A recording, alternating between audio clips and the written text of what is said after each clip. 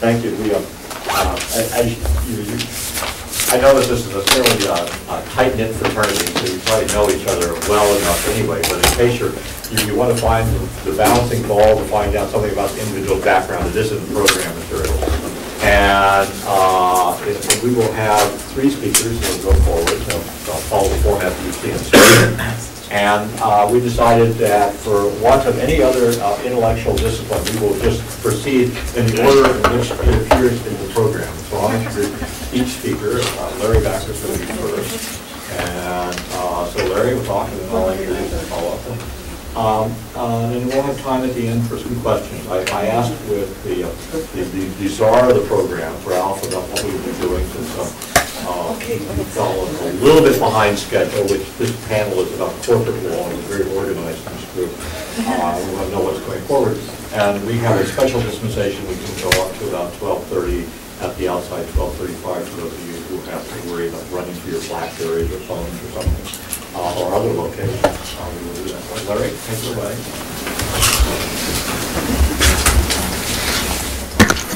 I want to thank you all for coming to the corporate law panel, which I think is an interesting addition to a traditional choice of law conference, and I hope to make it somewhat more interesting, at least from my perspective. I'm a bit of an outlier, and I mean to push that outlying perhaps a little further today and ask some questions. I should warn you that the project that I'm going to be talking about is in its very, very early stages, and I mean to perhaps provoke discussion more than to convince you of the divine wisdom that has somehow come to me in my sleep or in some other place. We've been asked, of course, to consider a variety of aspects of the European choice of law revolution. We've seen how there's a question whether it's a revolution, there are no heads on pikes, or whether it's something else. That consideration is meant to be undertaken with a sensitivity to recent pleas for comparison. So we've got to do a bit of that in either a socially acceptable or unacceptable way within our community. We hope that this exercise will provide a basis for conversation across the Atlantic. Americans and Europeans like to talk, at least at a minimum, and perhaps to reinvigorate a field that appears sclerotic in the U.S. and maybe in Europe too, but they talk more. And we engage in this exercise aware of the interdependency that's a consequence of the imperatives of contemporary economic globalization, which intrudes on our discussion every once in a while, especially in connection with its regulatory effects. And the object of all of this activity is meant to be private law generally, which of course was the subject of the last 2.5 or so hours, and international private transactions in particular, which is very sexy now. And I kind of want to look at this from a slightly different aspect of this revolution in both private law and choice of law, an aspect that has become apparent, at least to me, only in the last couple years, probably more apparent to you for a much, much longer period of time. And I'm going to suggest to you that the revolution in private choice of law has become complicated. This is the word I'm going to use. In a world in which corporations act like states, in a world in which states act like corporations, and that was going to be the focus of what I'm going to look at, private choice of law is not exclusively private anymore, or even particularly private.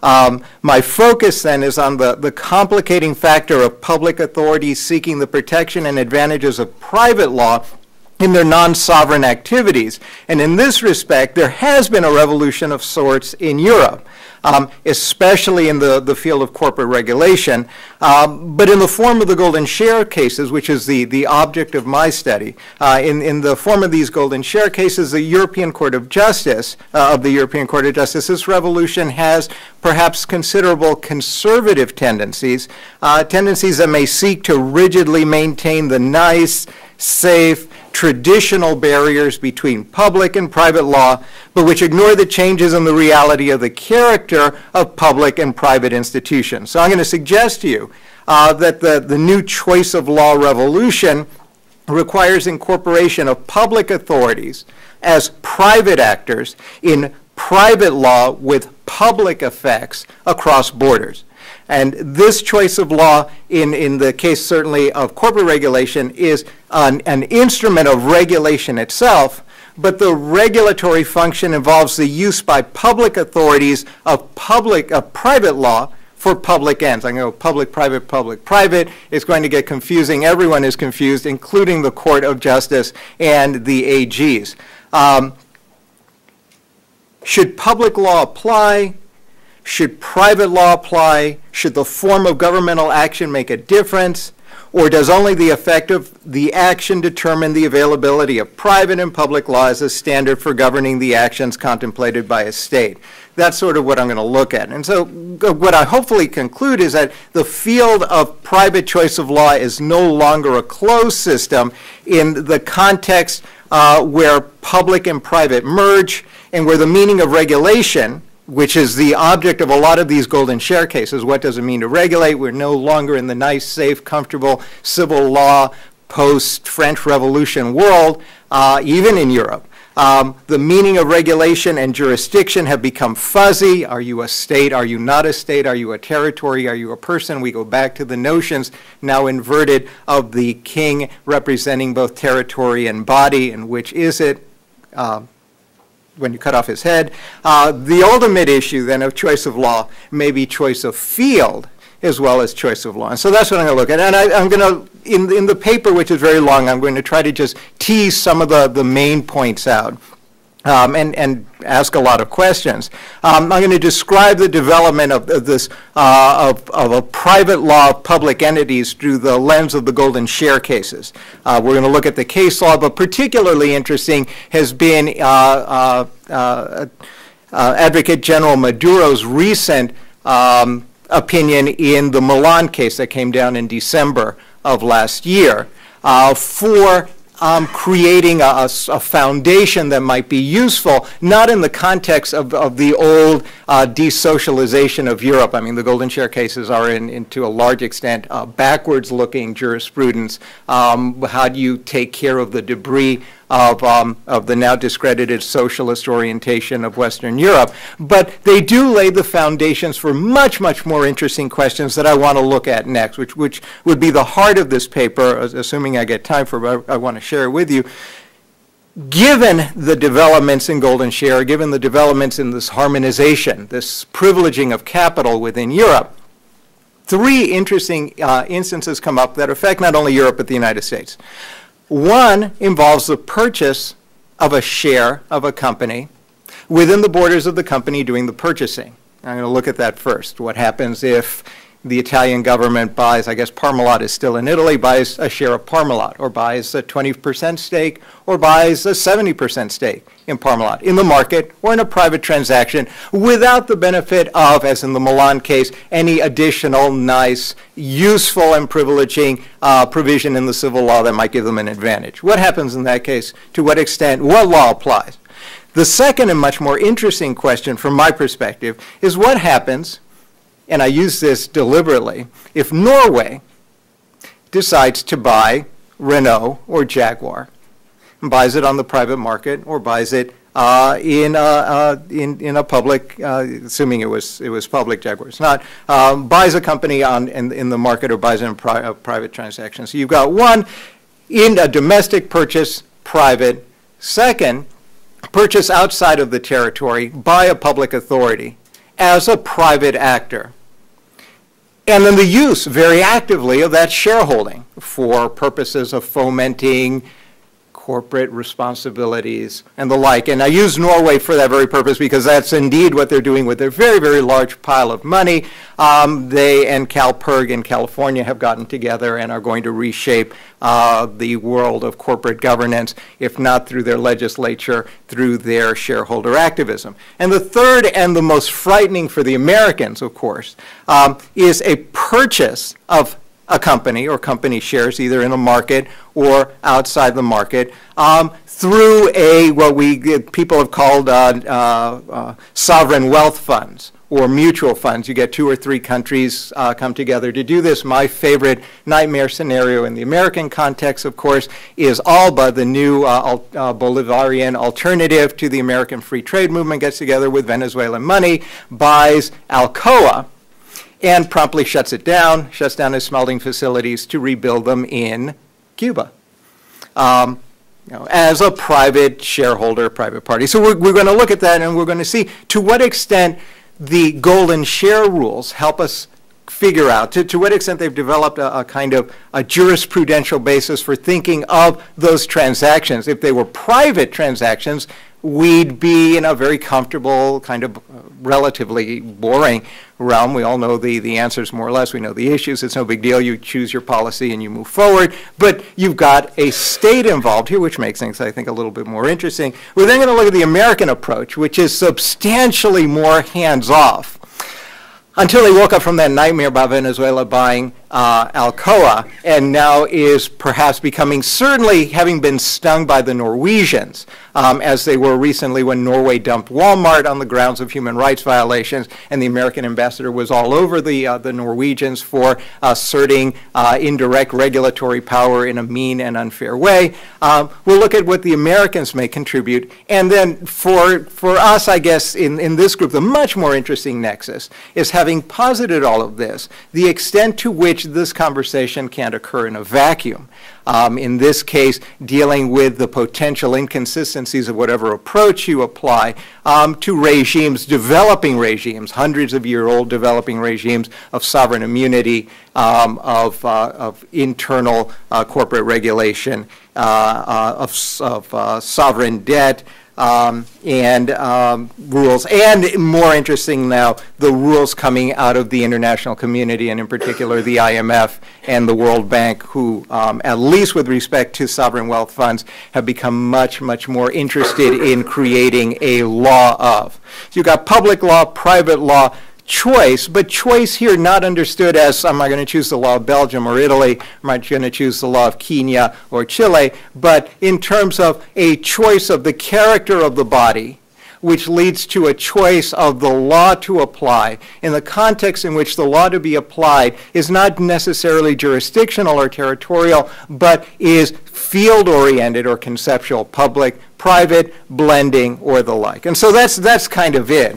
I'm going to try to lay some of this out in a little more detail and ask some of the questions, and then I will call it a day and see if this sparks anything more than a yawn. Well, what about the golden share cases? They're fairly easy. The cases started in 2002, and most of them were really involved things that in retrospect were not particularly mind-bending. You've got companies like, I don't know, many of you might have been young once and had an interpersonal relationship that was lingering. And in the field of corporate law, you've got this kind of interpersonal lingering in connection with the privatization of a number of industries close to the heart of Europe. And so we basically worked down the list from Portugal, France, Belgium, the only winner in this context, Spain, the UK, the Netherlands,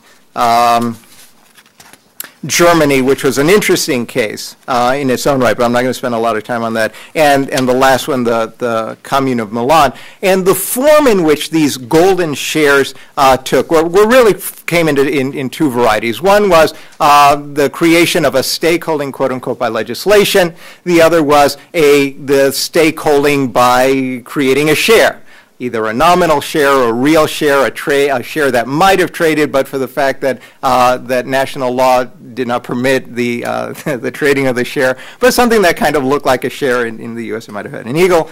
I don't know what it had in Europe. And in each one of these cases, with the exception of Belgium, all of them tanked on the basis that national law cannot apply in situations like this because of the effects, the capital privileging effects of both the the black letter of Article 56 of the European Union Treaty on Free Movement of Capital and the principle underlying the fundamental freedoms within the treaty in light of the non-discrimination provisions in Article 12. You combine all of this black letter principle, the inherent nature of the internal market rules within Europe, and you get a rule with respect to each of these attempts to create an internal private mechanism for public regulation of a now private concern that suggests that any of these restrictions, whether in the form of a share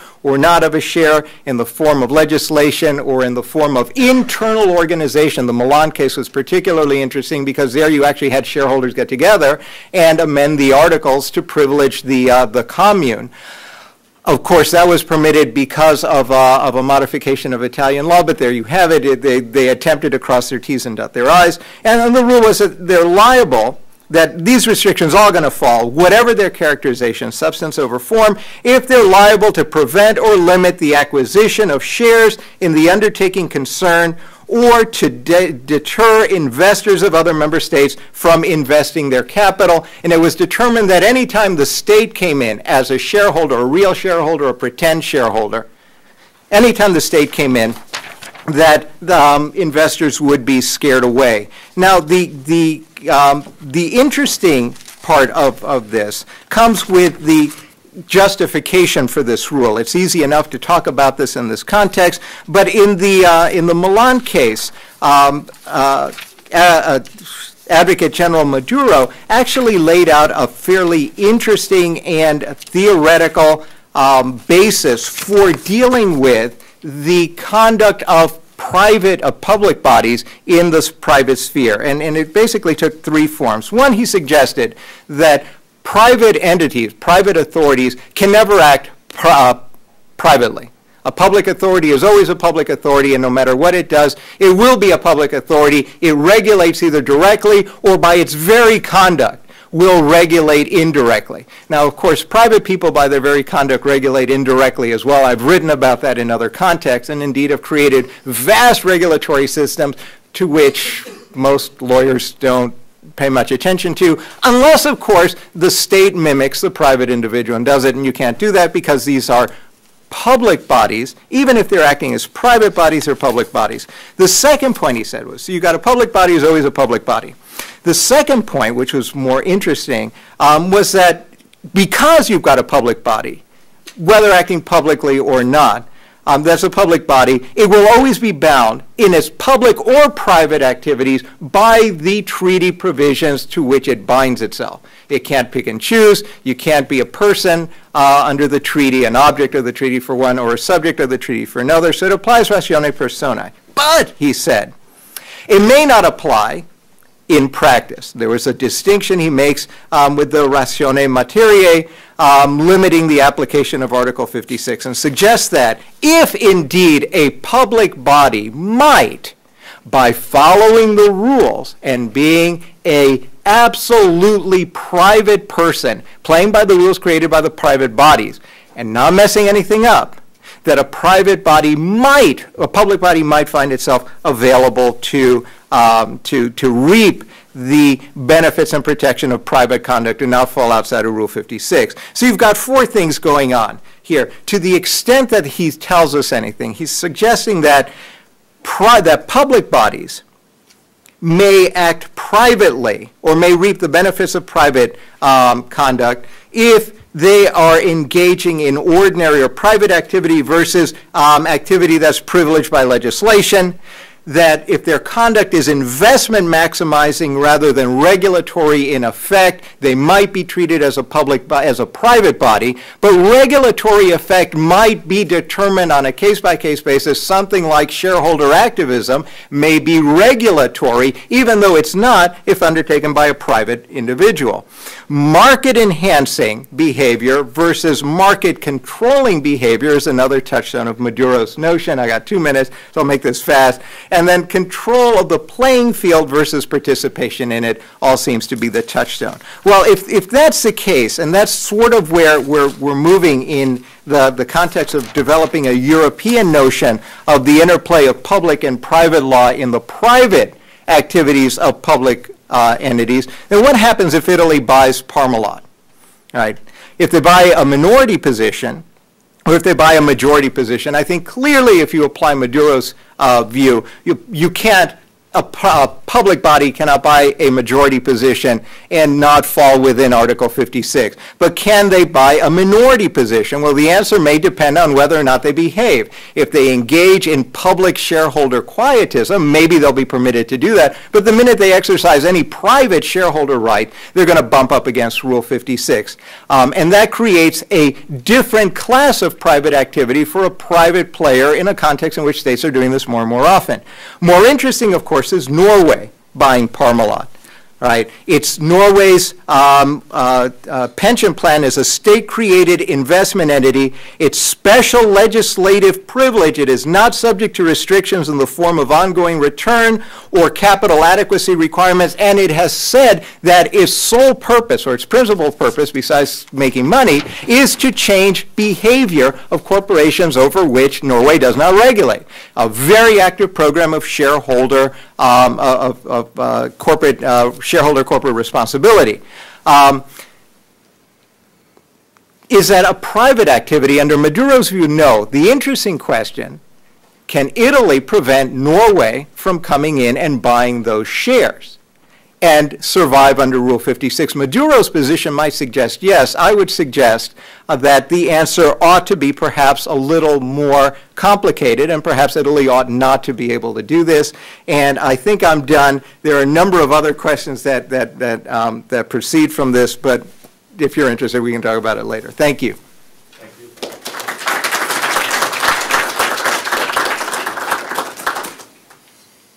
Our next presenter will be Dammann, and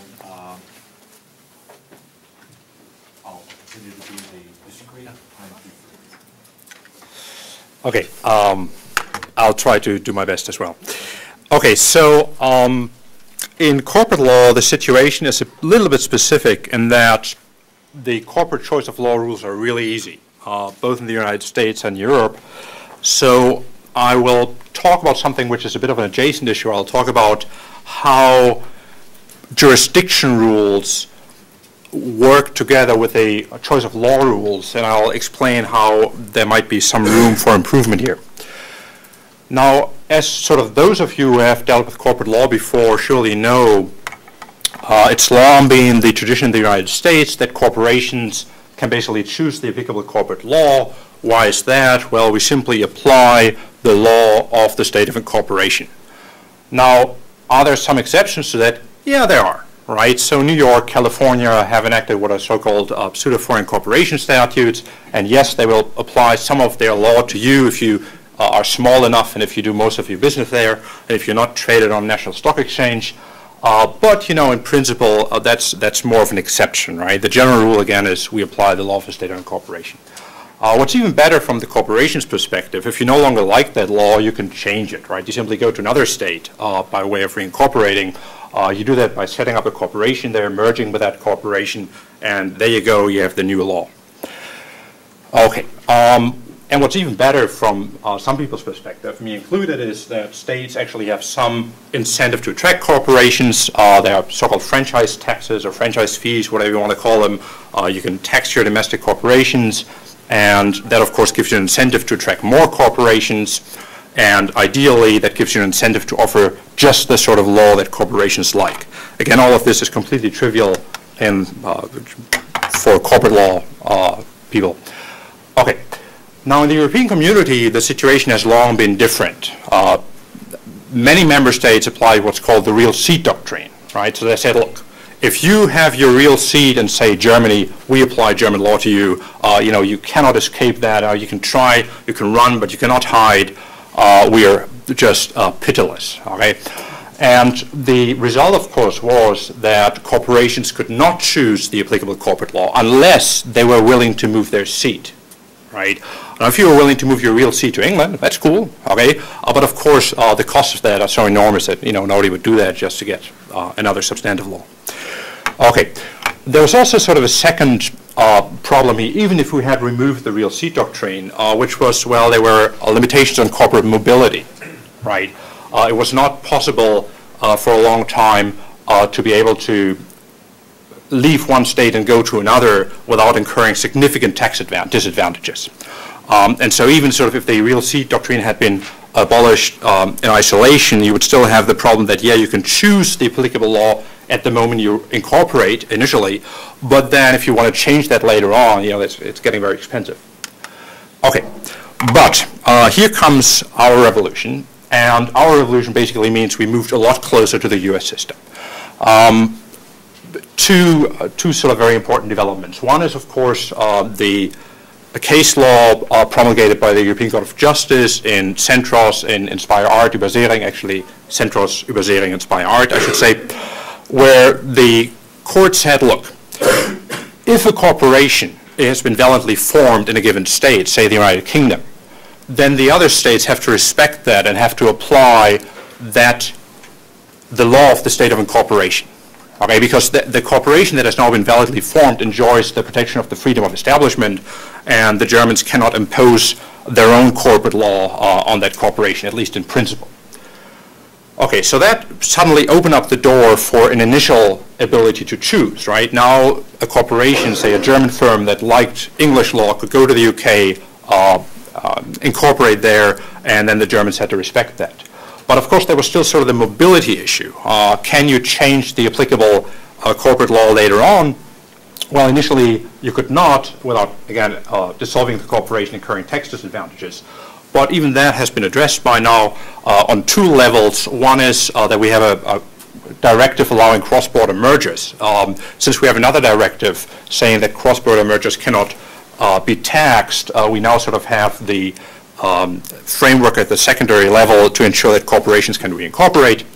And the other thing is there's also been additional case law which basically says, look, the Germans, if they allow mergers between corporations, cannot discriminate against foreign corporations. And that is understood to say, if you allow domestic mergers, then you probably have to allow transnational mergers as well. As I recall, this Civic Systems case involved, I think, a corporation from Luxembourg wanting to merge with a German corporation. Okay.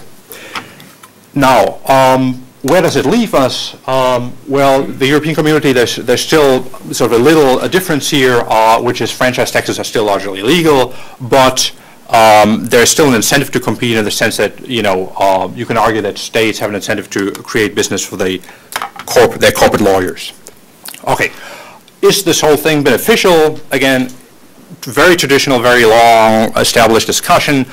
Some people say it's a race to the top. Romano would be one name to mention here. Other people say, well, this is actually a race to the bottom. You can find that debate both in Europe and in the US. It's long-standing. I don't want to repeat it. Personally, I've embraced a more optimistic view, and I believe it's a great idea. But we can address it later in the discussion. I don't want to repeat myself. Okay. Now, assuming you share my view and assuming you believe that the freedom to choose is actually a great thing, then the question is, of course, can't we make that easier, right? I mean, if it's a good thing, shouldn't we have more of it? And then the question arises, well, what obstacles do we face, right? What obstacles do corporations face when they seek to choose the law that best suits their preferences? And one obstacle that was mentioned in the US literature quite some time ago by Ian Ayres is, well, there's the problem of exposure to litigation, right? And this problem exists both in the United States and in Europe. In the United States, it's quite recognized that you can, if a party brings suit against a corporation in a state of incorporation, that state has general jurisdiction, and in particular, states tend to exert that jurisdiction. If you look at Delaware, they generally will exercise that jurisdiction over domestic corporations, even if these corporations are just incorporated there and have no other ties. In the European community, the situation is essentially the same. Why? Because we have the regulation that governs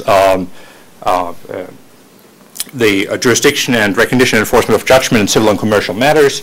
And there it says, well, you can sue somebody in their state of domicile, and the domicile in the case of corporations, the regulation says, well, there are three domiciles really. It's the central administration, it's the principal place of business, and it's a statutory seat. And if you now look at the national laws that determine where the statutory seat is, you'll find that the statutory seat typically has to be in the state of incorporation, and so there you are, right? You can basically sue a corporation in its state of incorporation, even if it has no other ties to that state. Okay, so I'll now make 2 points, okay? The first point is that this obstacle may not matter all that much, or at least I'm not sure to what extent it matters in the United States, but it very much looks like it matters quite a bit in Europe. And the second point I'm trying to make is that there's really no justification for that, right? There's really no very good explanation as to why we should allow plaintiffs to sue a corporation in a state of incorporation unless there is some other basis for jurisdiction. Now, okay, these were the two, I just said them. Why is exposure to litigation in the state of incorporation more problematic in Europe than it is in the United States? Well, one thing has to do with the way jurisdiction is set up in general. I want to make this very short because you all know this. U.S. states are really aggressive in exercising jurisdiction over plaintiffs that have maybe sort of rather less connection with the state, right? They'll usually say, look, we go right to the limit of what is allowed under the due process clause, and so that means if you're a corporation and you're worried about the state of incorporation, about exposure to litigation in the state of incorporation, one reason why you might not worry so much is because you might already be exposed to litigation in that state, right? For example, the general view is that, if you have enough activities in that state, right, if it's a sort of a systematic presence, well, that'll already expose you to general jurisdiction of the state. And if you're doing business across the United States, well, you can probably be sued in many states, either on the basis of general jurisdiction or specific jurisdiction. But there's a good chance that having your state of incorporation there may not make much of a difference anyway. Okay. Whereas in Europe, of course, the relevant regulation is much more narrow. If you have a contractual relationship, for example, now you can be sued in your domicile, which if we strike out the part about the statutory seat will be the principal place of business or the central administration, but that's usually the same state, right? So if you're sort of this firm that has its central administration in France, you can be sued there. Then of course you have the place where the contract is performed. We heard about that earlier. Well, that sort of depends, of course, on the contractual arrangement, but that might give you one more forum or not. So your exposure to litigation is not all that great to begin with. So the additional basis that we bring in, if we allow the corporation to be sued in a state of incorporation, that can actually make a difference. The second point is forum selection clauses, right? If I'm exposed to litigation in my state of incorporation, but I can readily use forum selection clauses to minimize my exposure, that helps, right? Now, the U.S., it's hard to compare the U.S. position and the European position of forum selection clauses because the U.S. position is a bit more flexible, as again we've learned today.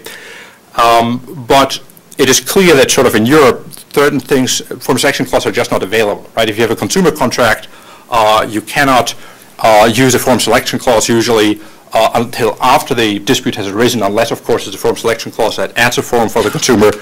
So European corporations are really in a bad position in the sense they can't protect themselves as well as their U.S. peers can.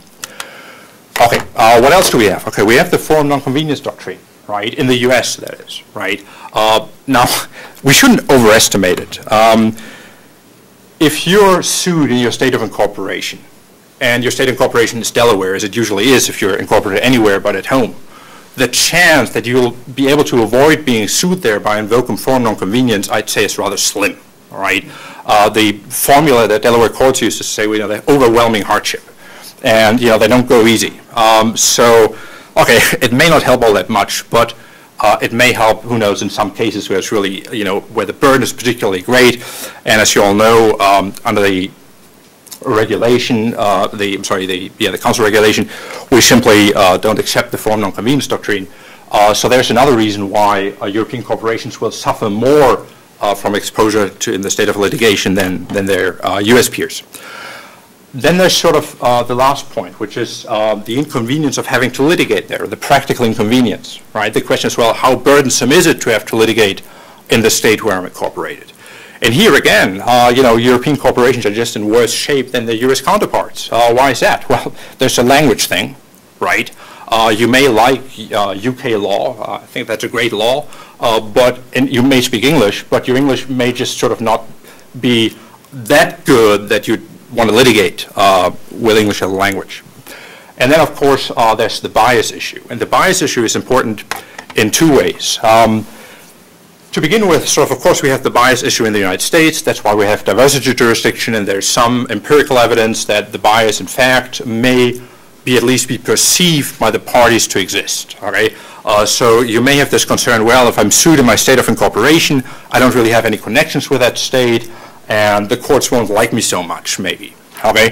However, as a practical matter, that really shouldn't be overestimated. Why not? Well, for one thing. Again, the bias today is probably between states probably isn't as bad as it was 100 years ago. And secondly, the courts we're talking about in corporate law, that's Delaware, right? If you're incorporated anywhere but locally, you're incorporated in Delaware.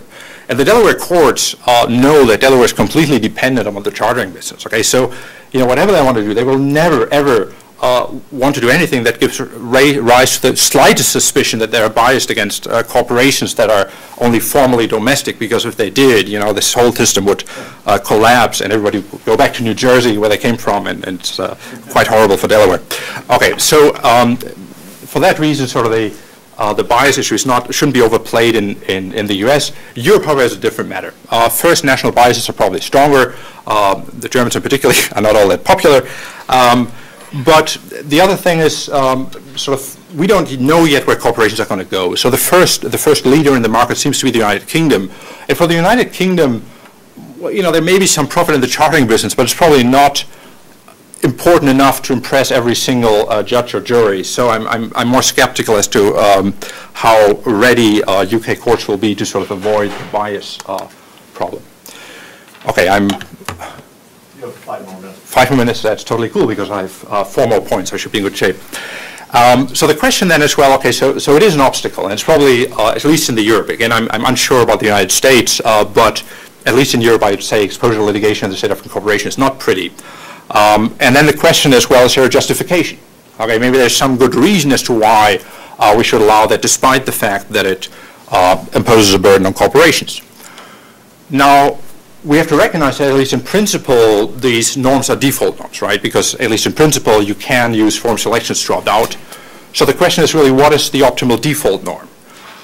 Assuming that we always allow corporations to be sued in the place where their principal place of business is located, the question is sort of, would we profit from a default norm that adds the state of incorporation as a forum? That's basically the question we're facing here. And again, sort of there are various considerations that we have, but most of them really suggest that it's not a good idea to add the state of incorporation as a forum. Okay. Now, the first thing, of course, sort of the classical approach to default rules is to say, look, we just take the default rules that most parties would have chosen anyway, given no transaction costs, right? It's sort of the old, Posner approach. And the idea is, if we choose that rule, then few people will have to opt out, and we have few transaction costs. Now, that is fair and well, except most people wouldn't choose to add the state of incorporation as a forum. Right? They want to litigate in the place where the parties are domiciled, and maybe they want to litigate in the place where the contract is performed, or maybe they want to litigate in a place where they think the courts are particularly good, but the state of incorporation doesn't show up anywhere there. Okay, so that's not it. Well, how about sort of the ease of opting out? How does that come in? Well, I think Ayers was the first to say, look, we shouldn't just look at what most parties would have chosen. The fact is, some rules are easier to opt out of than others, right? Imagine sort of if you have sort of the long director's cut version of a movie, right? If you don't like it, you can just fast forward, right? If you get the shorter version, you like the longer version, there's nothing you can do, right? Except sort of reenact the favorite parts with your friends or something. Which means if some rules are easier to opt out of, we should provide the ones that are easier to opt out of. Those people who like it will stick with it, and those people that don't will simply opt out. But even under that rule, there's really no reason to add the state of incorporation as a forum. Why is that? Well, as I said before, it's sort of hard under European law to do forum selection clauses that restrain the number of available forums if you have a contract between a consumer and a corporation, right? You can't do that until after the dispute has arisen. So it's difficult to opt out of the current system where the corporation can be sued instead of a corporation. By contrast, if we took the different approach and said, well, you can't sue it there, then it's relatively easy to add the state of incorporation because you can add forums in consumer contracts, additional forms for the consumer. So in fact, the current system is harder to opt out of. Okay, then let me talk about informational asymmetries. There's sort of another argument here, which is, sometimes it may make sense to structure default rules in such a way as to reduce informational asymmetries. The old example that Ayers gives for this is, well, what if everybody sends parcels, right? And usually there's just some Christmas cookies in there, okay? And if the person who does the transporting has to insure the parcel, that's no problem. But what if one guy sends something that's really valuable, right? So the risk that is inherent here if the parcel is lost is much greater. Well, if that were known to the transporter, he'd demand a higher fee, right? He'd say, look, if you want me to insure this parcel and you're transporting diamonds, then you better pay up, right? Now, assuming that for transaction costs, assuming that due to transaction costs or other reasons, we can't have disclosure, then it may make sense to say, look, the principle is everybody self-insures, because that way, if they have something really valuable, they have to pay for the insurance themselves, and they can't simply hope to sort of slip in unrecognized and be cross-subsidized by all the other customers. And of course, we have that problem here as well. If a corporation can be sued in the state of incorporation, it will still be the case that most people want to sue in the principal place of business, right? That's where most of the customers are. So it will only be sort of the odd man out that will sue the corporation in its place of incorporation. And if I force that party to specifically negotiate for that extra forum, I force the party that is likely to sue in the state of incorporation to reveal its preference to sue in that forum, and then the corporation can say, look, you want to sue me in my state of incorporation, that's fine, but I want to be compensated for that additional inconvenience that I incur. So if I turn the state of incorporation into an opt-in forum, I reach better disclosure. And then finally, just one word on externalities. The externalities issue here is the only thing that sort of, that I could possibly adduce in favor of the state of incorporation rule, which is, and there's a following argument, right? It's just sort of very easy to apply a rule that says a corporation can be sued in the state of incorporation. You never have any problem finding the state of incorporation. And that is sort of an argument why we should permit the corporation to be sued there. Because why? Well, the cost of legal proceedings are in part borne by the public, right? So if you have a rule that's very hard to apply, then you're creating some externalities. And if you have a rule that's very easy to apply, you're creating less externalities. Now, the obvious counterpoint is that this is sort of very rare that you don't know where the principal place of business is located. So my increase in legal certainty is minimal. And secondly, it stands to reason that even the burden imposed on the public that the court has to sort of take a look at this is not all that huge. So I want to rest my case here and simply say, all in all, I don't think there's a good justification for exposing corporations to litigation in the state of incorporation. And as we've seen, such rules can be quite burdensome, at least in Europe. Again, in the United States, there's a burden, but I'm not sure how practically relevant it is. Okay, many thanks.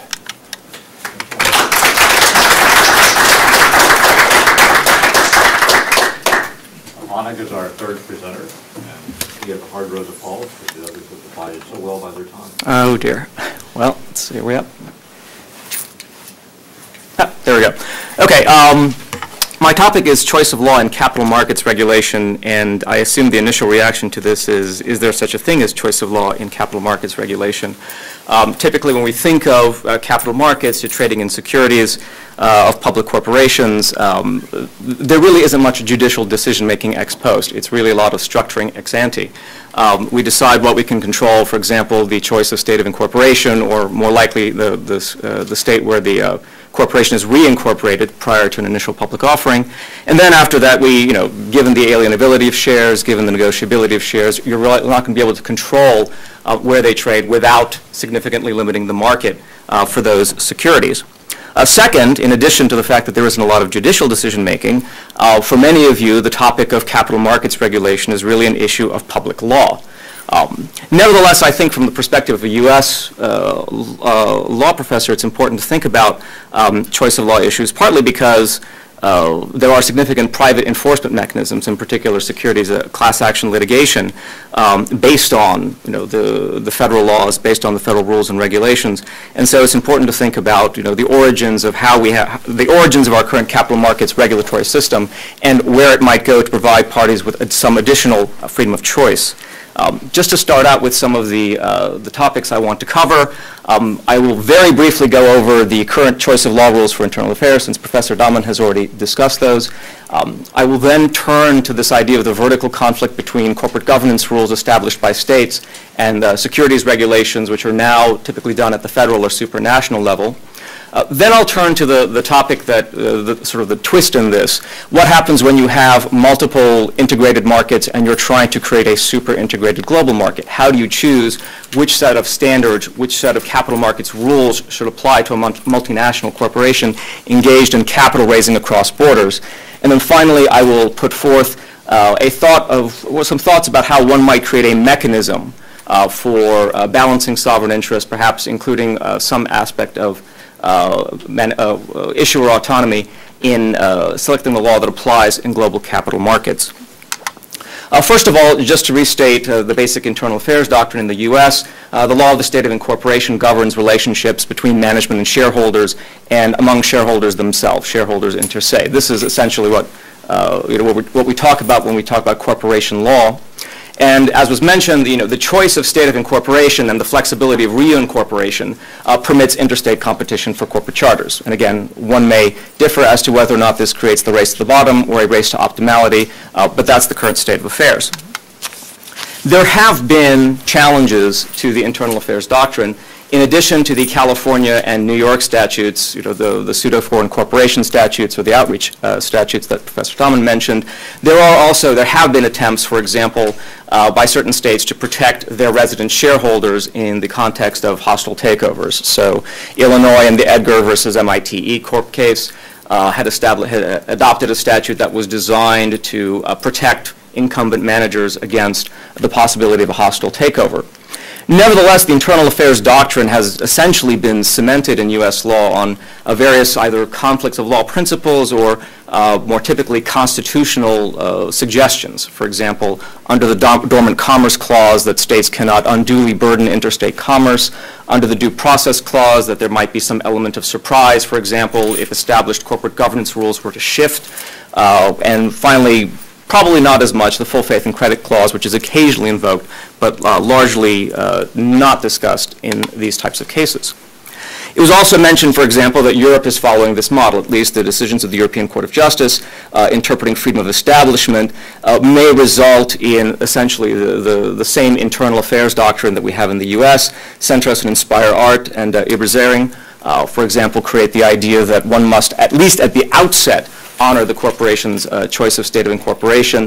Sevic, I guess, adds the corollary that to the extent that a corporation may reincorporate through a merger transaction, it is possible to reincorporate through that device and thereby escape the rules of the state that would normally assert jurisdiction based on the real seat of the corporation. As a result, it has been suggested that there are EU member states vying to become the new Delaware. For example, the choice of jurisdiction preferred by large multinationals that might want to avoid too much shareholder interference in management. Let's turn to this idea of securities regulation.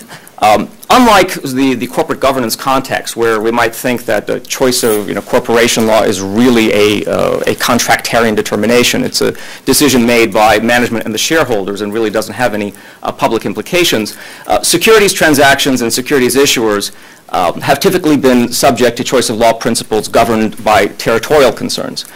Fraud in the issuance and sale of securities, may have minimal jurisdictional contacts with other states. So, for example, if a corporation in state A sells its securities to investors in state B, to the extent you view that as a contract governed by the state of incorporation, you would apply the law of state A. To the extent that you view the issuance and sale of securities to a person in state B as a tort that is committed in state B, you might apply quasi-delictual principles and say, well, this is really a fraud in state B. The national impact of organized securities markets is then used to justify the federalization of securities law. To the extent that you have frauds, potential fraud taking place on a national scale, the Federal Securities Acts, first in 1933 with the Securities Act, then 1934 with the Securities Exchange Act, federalized the system of what we used to call blue state, what we still call blue state, state securities laws, and create national causes of action. Over time, securities regulation has grown from this initial tort in the sale and issuance of securities and has incrementally federalized key aspects of corporation law. So, for example, the duty of disclosure. We know now that in addition to disclosures in connection with public offerings, the Exchange Act governs periodic disclosures by issuers, therefore perhaps supplanting the duty of candor that might exist in state corporation law with a federal duty of disclosure. The duty of care, for example, the Foreign Corrupt Practices Act, the internal controls mandated by Sarbanes-Oxley, to a degree displace state duties of care. Duty of loyalty, one might think of insider trading. One might think of going private transactions where management decides to buy up publicly held shares and take the corporation private. And finally, shareholder rights. For example, the right to vote shares, the right to tender shares into a tender offer against management's wishes. So in these areas, rights that might normally be associated with corporation law have gradually been incorporated into this federalized body of securities law. And because federal law preempts state law under the Supremacy Clause in the U.S., the vertical conflict is very easily resolved in favor of the federal system. We have something of a similar development in Europe, and I'm curious what those of you who are familiar with the Financial Services Action Plan might have to say about this. We have various directives issued that are intended to a degree to harmonize capital markets regulation among EU member states. So, for example, we've had, as part of the Financial Services Action Plan, the Prospectus Directive, the Transparency Directive, the Takeover Bids Directive, etc. These are designed to impose a certain minimum harmonization in some cases and maximum harmonization requirement in other cases. To a degree, the effect of these directives is not preemptive.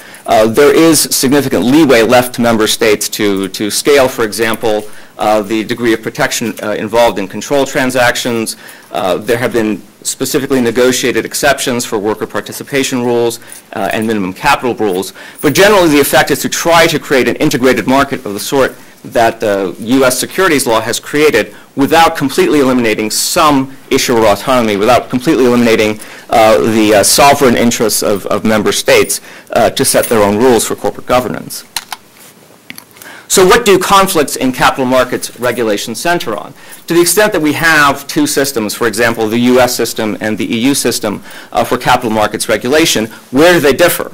Among the areas where regulators are striving to reach some sort of mutual recognition or harmonization of their rules are financial disclosures and accounting standards. Here we have the conflict between U.S. GAAP and international financial reporting standards, which in the U.S. may be resolved in favor of the international standards, but there are some disputes as to who will control those standards and how the integrity of those standards in the sense of how completely issuers must observe those standards to qualify for mutual recognition. There are conflicts regarding what insider trading means. In the U.S., we take a more qualitative approach to fraud, whereas those ideas may not be accepted quite so readily in Europe.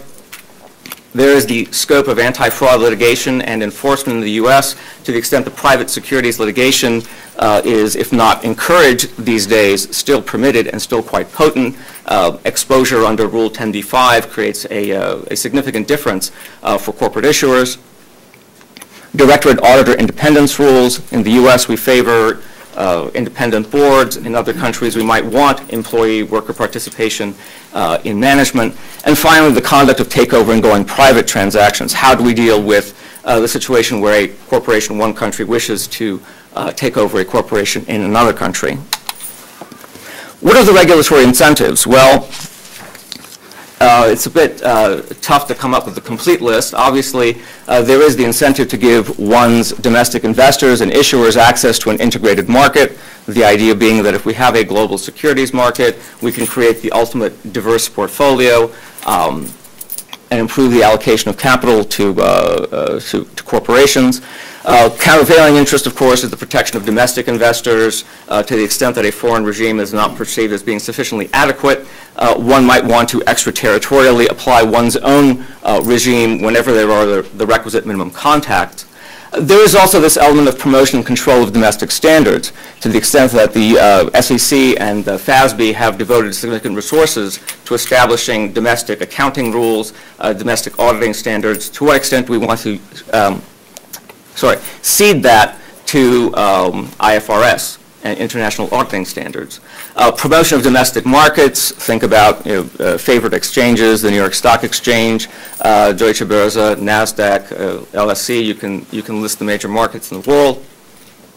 And finally, jurisdiction over domestic firms. To the extent that we're able to force domestic firms to lock in particular standards, we can retain jurisdiction over their capital market activities. Once we lose that ability, you lose, to a degree, the power to adopt additional corporate governance rules, the power to adopt additional requirements through the vehicle of securities law.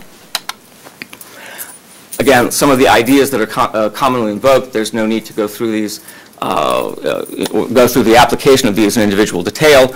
Issuer choice, the state of incorporation or listing may result, for example, in the extraterritorial application of U.S. securities law. A U.S. issuer that has predominantly non-U.S. shareholders is nevertheless a U.S. company for securities law purposes.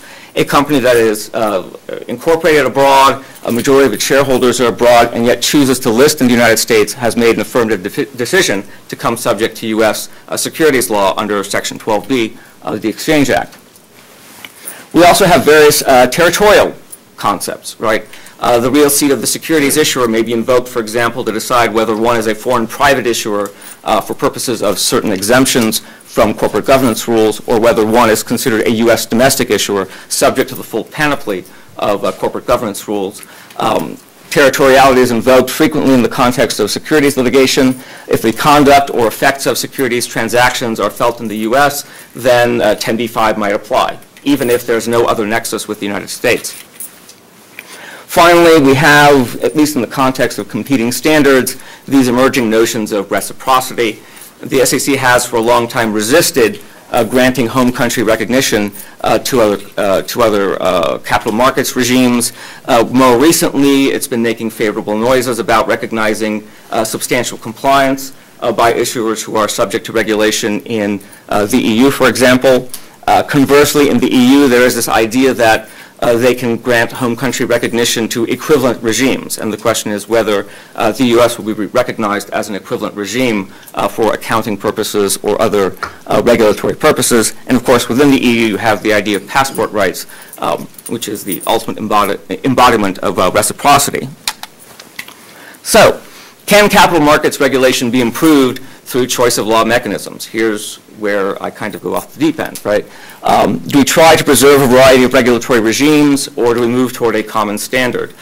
Is it possible to effect a case-by-case determination of the applicable regime ex ante based on a weighing of interest, or are we condemned to rigid rules that define with some certainty what rules will apply in individual transactions or with respect to individual practices?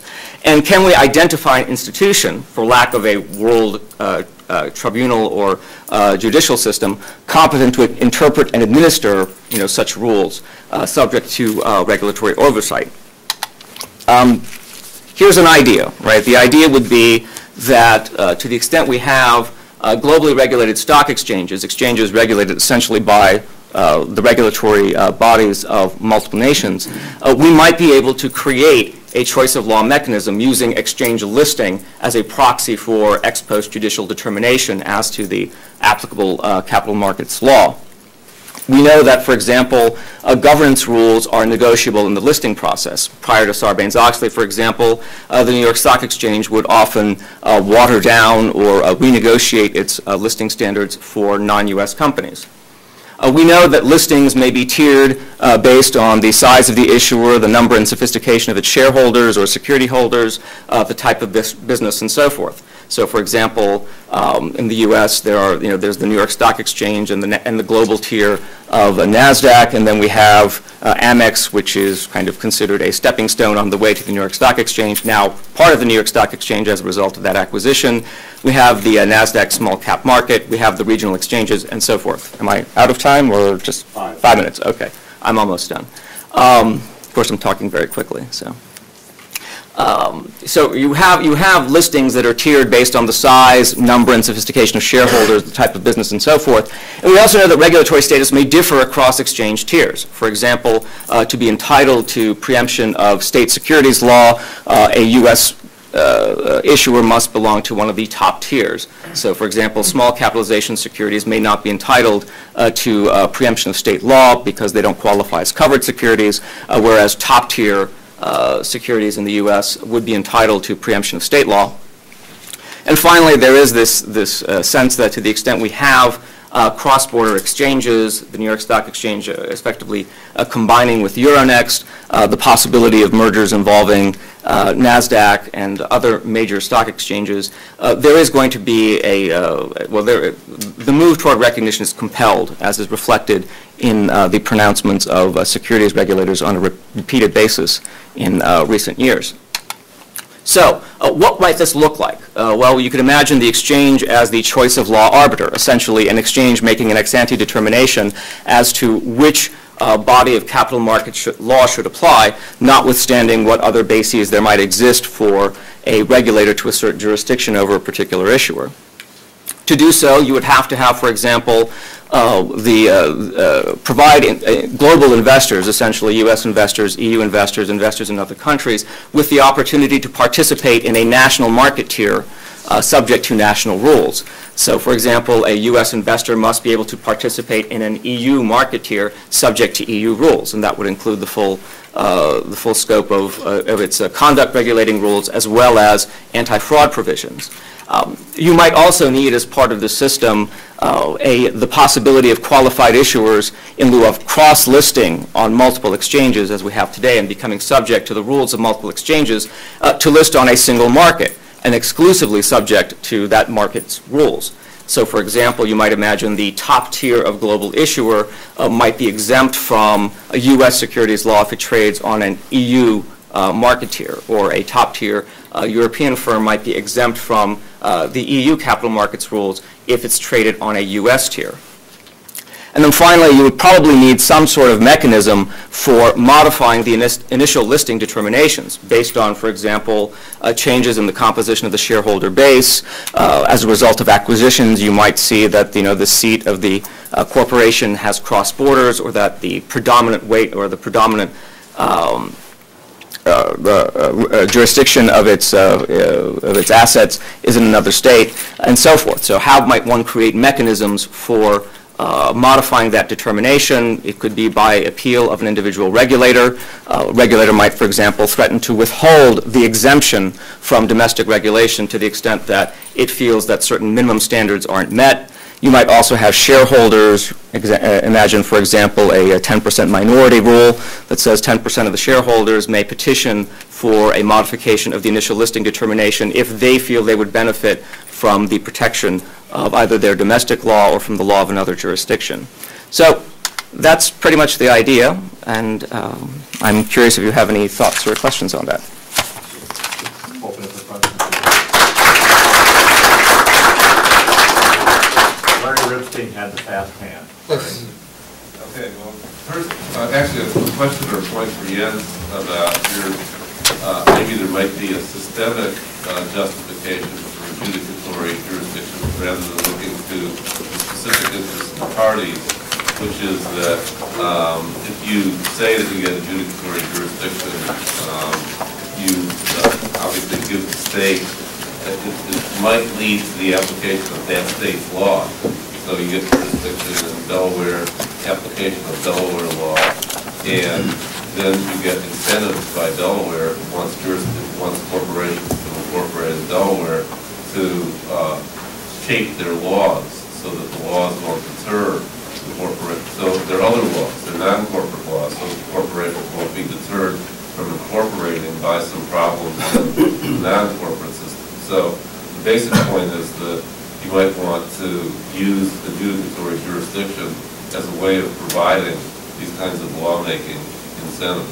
We talked about that, Aaron and I, and my paper from a couple of years ago talked about this as a choice of law consideration. In fact, the incorporating jurisdiction may be taken into account in determining what law applies, but I think the same general consideration applies in terms of adjudicatory jurisdiction, because where you get jurisdiction also determines what law applies.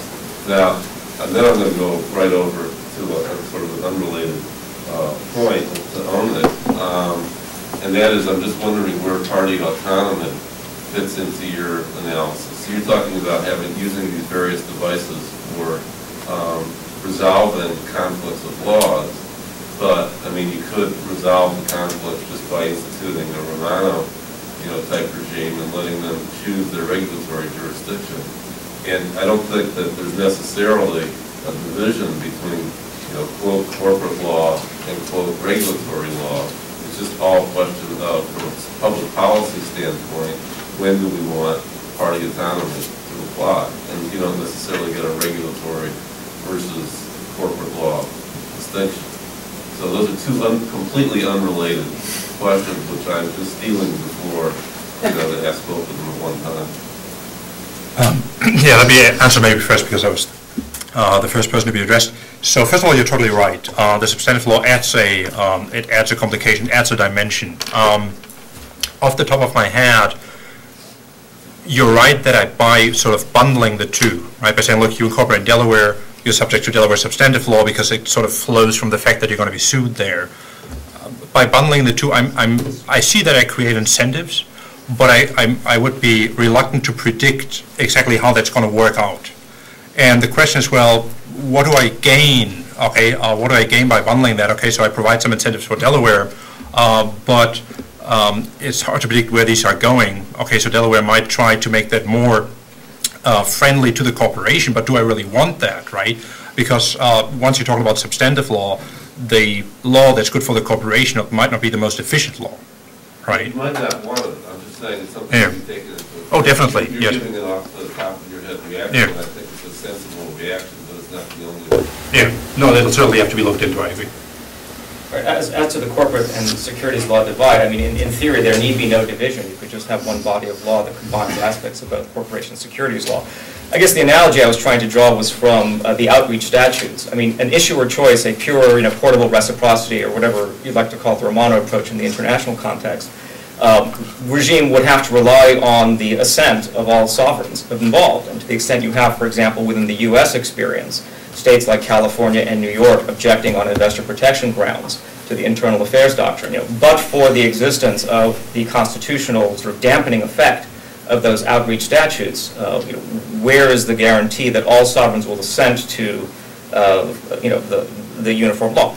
That being said, I mean, my approach tries to address the issue by giving issuers perhaps, the first dibs at making the selection of where they're going to list and beginning the negotiation process.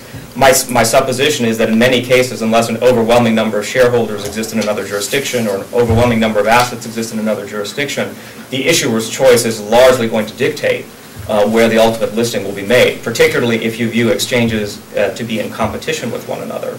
And the availability of, for example, the regulatory backstop or the shareholder backstop exists to make sure that decision is made in good faith. But my approach is based on the premise that there might be resistance from states who don't choose to accede to the issuer choice or party autonomy rule, and secondarily, my approach tries to address that and incorporate that by giving the issuer or issuer's management the first right to participate in that determination. Jürgen. The market for corporate charters is, in an economic perspective, a market for a whole bunch of legal provisions, which is not limited to just corporate charters. It is, I don't know the English expression for it, but in German we have an expression, Sortimentsmarkt. If you go to a hospital, you buy all kinds of different things. If you go to a supermarket, you expect all kinds of different things. And so we are here in the presence of a market which offers us not only corporate law, but at the same time tax law, a given language. In Europe, it's not English, the general thing, and all kinds of additional legal provisions. So if you start to pick out one point, like the ability of being sued in that country, you will immediately trigger other issues, like tax law, for example, or Social Security, or whatever may be relevant. Now, I think you would probably need a theory for allowing such a choice of cream skimming, or as we would say in German, raisin picking. Picking and choosing. Yeah, picking and choosing. Yeah. That was one remark which I wanted to make. A second concerns Larry's paper. You said at the beginning it is a backward-looking jurisprudence on the golden shares. I'm not quite sure. I see continuous attempts in many European countries to build up similar legislation. It's not just dealing with past problems. What you said about the sovereign funds, who are now obviously starting to become a problem in the United States. In Germany, we have a bill in the parliament for the same subject. I think the implementation or the enforcement of the freedom of capital in a given market is an eternal problem. It never ceases. And in Europe, one can say that it is a fairly young problem, because until the Treaty of Maastricht, the freedom of capital was not immediately applicable. It started only in the 1990s. And the same is true for the freedom of establishment. Article 48 of the EC Treaty in regard of corporations was declared to be not directly applicable in the Daily Mail case. And it was only then after Centros that the Court of Justice changed its mind. I think we still have to do quite a lot of things in both fields. Let me address the first point. So, first of all, you're completely right. There's a bundle here, right? And you sort of choose that bundle. But the question is, well, should we allow corporations to pick and choose? All right. So, to carry to the extreme, you would have to ask, well, why not stay with the real seat theory, right? In which case, you have to choose it all. You have to really put your seat there and get the tax regime, et cetera, et cetera. So the question really is, where should we draw the line, and who should bear the burden of proof that you're sort of allowing corporations to pick and choose is better than not. Now, several points. A, arguably, the U.S. market for corporate law works only so well, precisely because we allow corporations to basically just pick the corporate law and not too many other things. Now, there are sort of a couple of side effects, granted, but sort of within the U.S., the side effects are really mostly a jurisdiction. If Delaware were to impose, except for its franchise tax, which is sort of the consideration for the law that's giving, if it were to also impose sort of a general income tax, again, the tax question is a bit complicated, but basically you're not taxed on out-of-state activities just because you're incorporated in Delaware. If that were to change, nobody would go to Delaware anymore, and the whole system would break down. So I would have to ask you, why should I sort of make this exception for the exposure to litigation part, when otherwise I really allow corporations to choose just the law, basically, right? The second point is, the question really is, who should decide whether the product can only be purchased in a bundle or in isolation, right? That's sort of the question. Should the corporation be allowed to decide? Or should the offeror be allowed to decide, maybe the state? or should federal law govern the issue, right? And in this particular arena here, which I simply sort of have doubts as to whether we can trust the state of incorporation to come up with an efficient bundle. And the reason for that is that, of course, there's an interest group problem, right? The lawyers are sort of overrepresented as an interest group, and, you know, they're just going to not sort of go without a fight, you know, everything that sort of makes the state less expensive in its exercise of jurisdiction is not going to make local lawyers happy, right? So I just sort of, I don't trust the political situation to produce an efficient outcome when it comes to the decision whether to bundle or not in this particular arena. Let's give our panel a nice hand here and thank them.